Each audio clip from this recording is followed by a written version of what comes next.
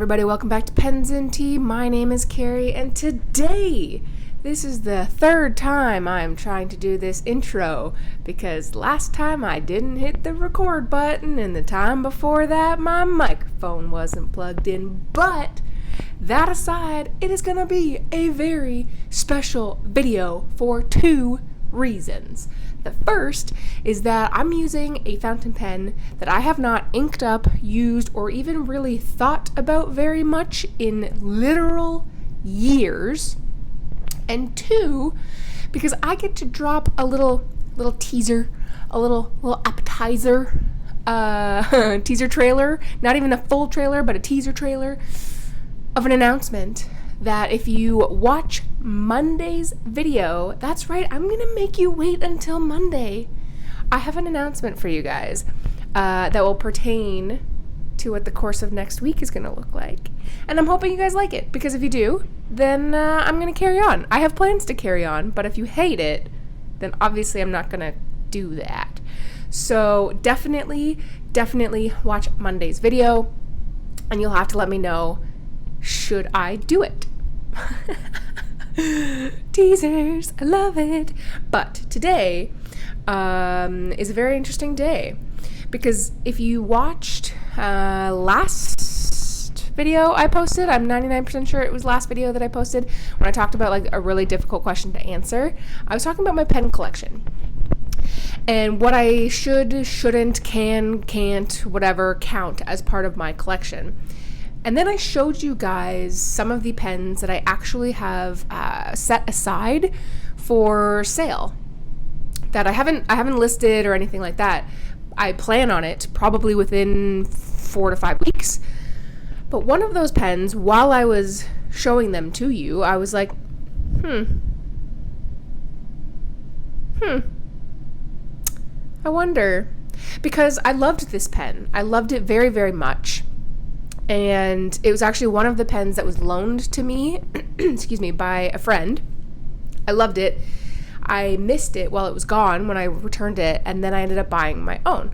And then I was obsessed with it for so long. And then several years ago, I just realized that I never used it that much. And so I decided to sell it. And it's a pen that is no longer in production. So I decided to sell it, but I was on the fence the first year. So I thought, okay, well, if I could sell it for like a decent price, like what it's actually selling for, then I will. Long story short, I never have. It's actually gone for a few rounds of selling. But for whatever reason, I just couldn't let myself do it. And I'm still on the fence about selling it, which is why I decided to ink it up and try it. And my decision is now harder, and that is the Parker Duofold Centennial fountain pen. And this is the original ivory color. They look completely different now. They are like a black and white guilloche now. And you know what? I'm not so much a fan of the new design. I prefer the old, and I'm going to flip the camera around and show you why. So for those of you who support me through Patreon as a paid member, thank you very much, by the way. But you already know, because I gave you a sneak peek about today's video and what I even have inked up and some of my preliminary thoughts. So if you want to also be a Patreon member, do check out the link below to help support me and what I do here. But if you don't, that's cool. Just keep watching, and that is support enough. So this is the Centennial, so it is considered the larger size. If I put it up to a Retro 51 rollerball, then it is obviously much bigger than that. And then another pretty popular fountain pen that a lot of people compare it to is the Pilot Metropolitan. So it is bigger than that. I would not consider it like an oversized pen by any means, but it is slightly on the larger side. There is the international version that is smaller, but they don't make these anymore. Like I said, this is the ivory. It is showing up slightly more yellow on the camera than it is in real life. In real life, it's a little bit more white, but it is a creamy white, so it's not like straight up bone white, but no worries. So starting with the cap, you get the duofold logo on that medallion there, which I kind of very much enjoy. Not many people have that look, and I quite like the spade. Then you get the stereotypical arrow clip that is obviously gold. It's got some nice tension to it, and then 2 gold rings around it. The body itself doesn't really taper. It's pretty much a straight shot. I mean, there is an ever so slight taper, but you don't really notice, to just a gold ring here. And this is not a blind cap or anything.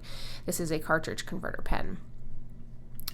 Twist off, and then you get the threads here, which are very, very, very smooth. A gold band to delineate the body from the grip section.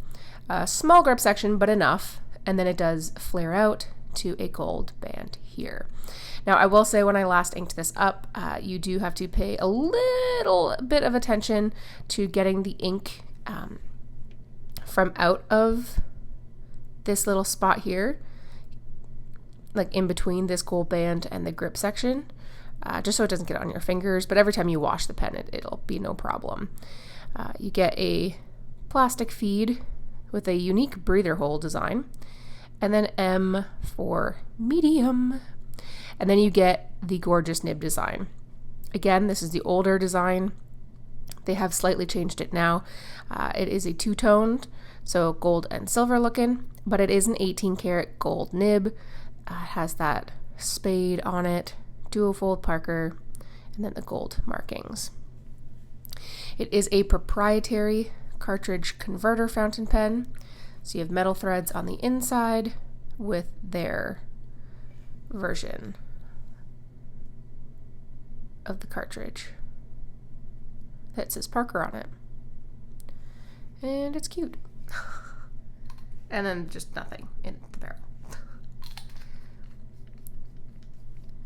You do really have to screw this on though. All right, but let's write, shall we?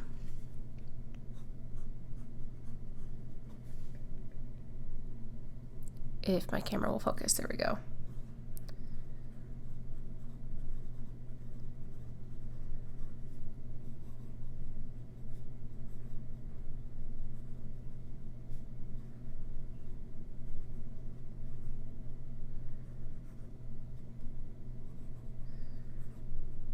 Fun fact, I had to cut this page, so now I'm technically writing on 2. I don't mind doing that because this is my scrap notebook, so I just write wherever. And the ink for today is Ferris Wheel Press, Candy Marsala. I really like this ink. It's kind of a dusty red, but it shades pretty darn well, and the flow is really decent. The flow in this pen actually, excuse me, is much wetter than I remembered it being, and it's much smoother than I remember it being. I do remember why I ended up stopping using it very much, and that is because despite the fact that this is a medium nib, it does write a little more on the broad side, even though it technically is a medium 18K nib. So I would say it's sort of a medium broad, really. And I do tend to prefer the finer nib sizes because I do write relatively small. So when I write my normal size,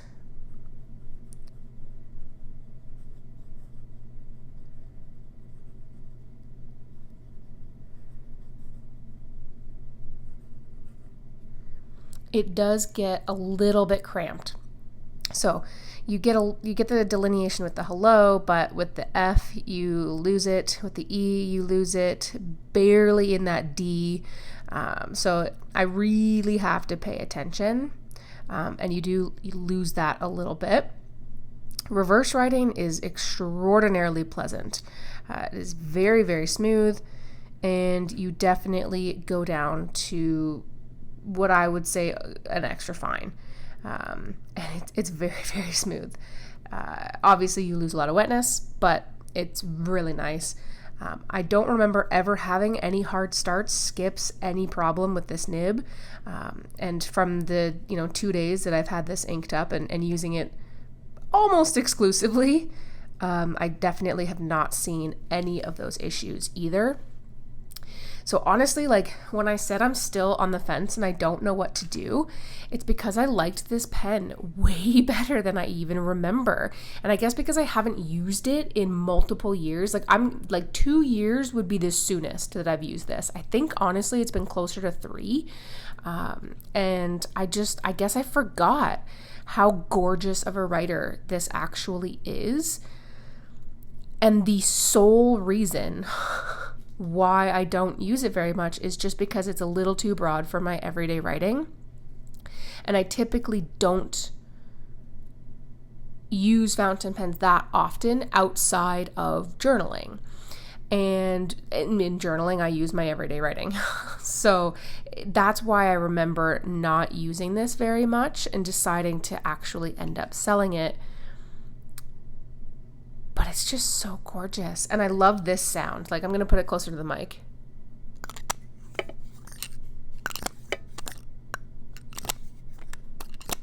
Like, just the sound of it opening and closing is just so great. And I remember having like such a special feeling for this pen. It's hard to describe. I mean, you guys are pen folks. You know the hardness that this goes through sometimes. But I love this pen. And now I'm sort of like, I'm back on the fence. Like, what do I do, guys? I don't know. It's a tough call. Because it's just so gorgeous and it's perfect with this ink. Like, I think these two inks pen and ink were made to go together. So do I recommend that you pick up a Parker Duofold Centennial? I do. I would say the new design, while not my cup of tea and also more expensive than these, at least when they were first being made. Now these things are being sold for like $1,000 plus on like eBay because you can't buy them anymore. But yes, I would. I remember in other Parker pens that I've had, I did get a fine nib, but I didn't find them as smooth and wet as the medium. The medium nib really does have the best performance, but it's just slightly too broad. So I don't know. Maybe I could get it ground slightly by somebody, but that's a lot of work. I don't know. There's a lot to think of. Would I recommend it? Yeah, if you've got the chance, for sure, give it a try and see what you think. But it is a lot of dough just to go out and pick one up, because like I said, these are all sold aftermarket now, because they've not been in production for, I want to say, 4 or 5 years probably. Maybe not quite that long, but it's in and around that. So anyways, if you like this video, hit that like button. New videos come out every Monday and Friday and the occasional Tuesday, so do hit the subscribe so you don't miss it. Like I said, stay tuned for my Monday video where I've got a bit of a fun announcement to share with you guys. Check out the description in the comments, check out the description for the link to my Patreon if you want to help support me there. And then finally, let me know in the comment section down below if you have used a Parker Duofold before, what did you think? And have you also ever had this conundrum before where should you sell, should you not sell, why not, all that good stuff. But if you're still watching this far in, comment dragons because House of Dragons is awesome. So yeah, all right guys, thanks for watching. I'll see you guys next time. Bye.